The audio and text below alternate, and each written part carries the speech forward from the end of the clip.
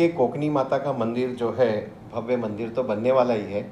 और मंदिर बनने का कमिटमेंट जो मुझे एक भारतीय जनता पार्टी का जिलाध्यक्ष होने के नाते, मैं जब वहाँ गया, लोगों से, स्थानिक लोगों से बात किया, तो मुझे तो ये 15 दिन से जो पता चला है, मंदिर के जो पुजारी हैं, मैंने उनसे मिला।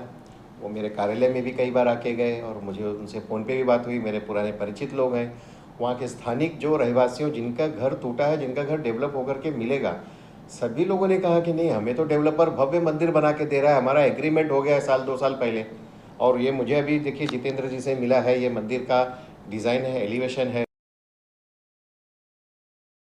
प्लान के हिसाब से एडजस्ट करना ही होता है। और यही बात थी उस दिन जब विजिट करने के लिए आमदार सुनील प्रभु जी थे, पुलिस डिपार्टमेंट के लोग थे, एसआरए के लोग थे, वहाँ सारे नेता लोग थे। तो एक कोई मुस्लिम बंदा सिराज शेख नाम का था, उसने वो विषय रखा कि अरे भगवान कहाँ जाएंगे। अब तो एक मुस्लिम व्यक्ति को नहीं पता होगा ना कि हिंदू धर्म में कैसे मंदिर की पुनर्स्थापना की जाती है। इसलिए मैंने उनसे कहा कि अरे वो उसमें विधि की जाती है।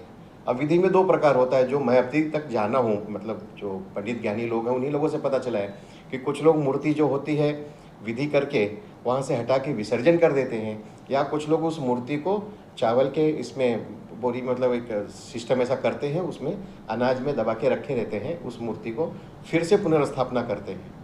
तो ये विधि बताने के, मैं सिर्फ उसको इतना ही मैंने कहा कि एक विधि होती है। और जो मैंने 1000 शब्द वापरा, तो 1000 शब्द ऐसा नहीं कि मैं यहाँ की बात कर रहा हूँ ना, पूरे देश की बात कर रहा हूँ। आप अगर काशी विश्वनाथ कॉरिडोर की बात करें, आप जाइए वहाँ, पहले के देखो, अभी के देखो, तो कितने मंदिर वहाँ हटाएंगे।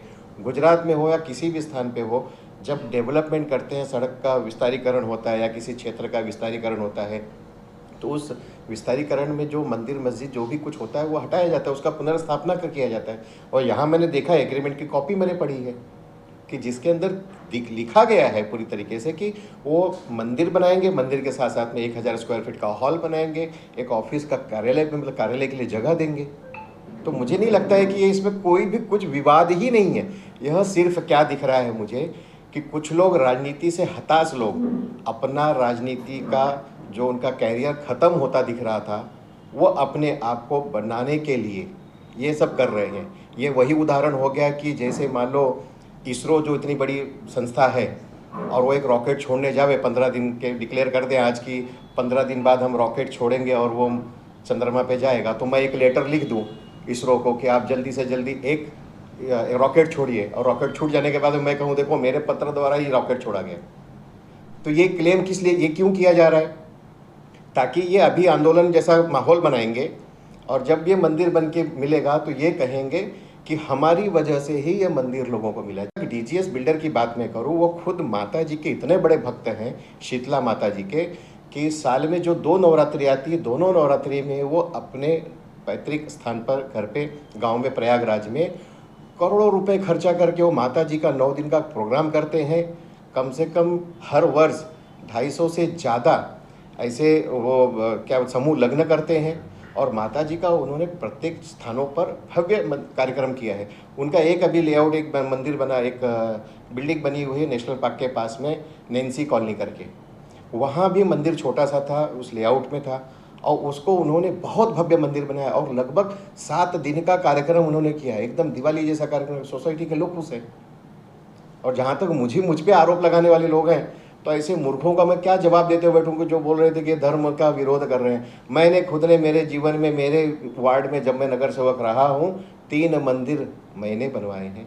मेरे को कोई गर्व नहीं है, मैं धर्म का हूँ, मैं धर्म के काम का आ रहा हूँ, धर्म का काम कर रहा हूँ। लेकिन मैंने फिर से कहा ना, जो राजनीति में हताश लोग हैं, वो अपनी राजनीति की जो गिरती हुई साख है उसको बचाने के लिए वो स्टंट कर रहे हैं।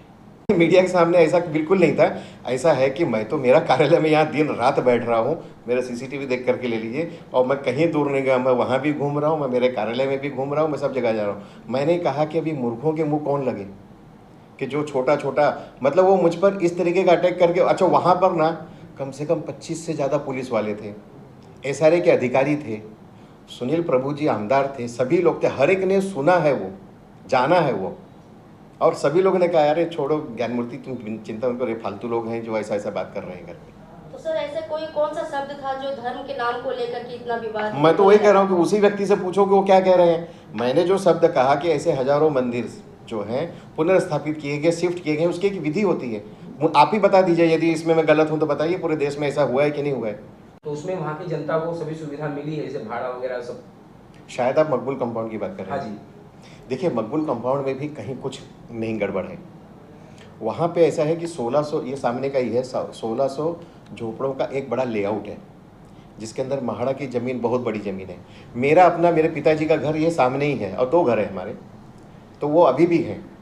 डीजीएस ने इसको डेवलपमेंट के लिए लिया। पिछले 20 वर्षों से हम लोग इसमें काफ़ी मेहनत करते करते यहाँ तक आए हैं। मनीष आमरे एक डेवलपर थे, लकी इलेक्ट्रिक्स एंड डेवलपर्स, कुछ नाम नहीं, समर्थ इलेक्ट्रिक्स एंड डेवलपर्स उनकी कंपनी का नाम था। तो उन्होंने एलओआई तक लाई थी, लेकिन उन्होंने सामने से कहा कि मैं फाइनेंशियली वीक हूँ तो मैं नहीं कर पाऊँगा, आप किसी डेवलपर को अपॉइंट कर लीजिए। तो बाकायदा असिस्टेंट रजिस्ट्रार के उपस्थिति में इस मकबूल कंपाउंड के डेवलपमेंट में चुनाव हुआ। एसआरए से एआर आए, उनके प्रेजेंस में चुनाव में डीजीएस के मतलब लोगों ने वोट देकर के नियुक्ति की है।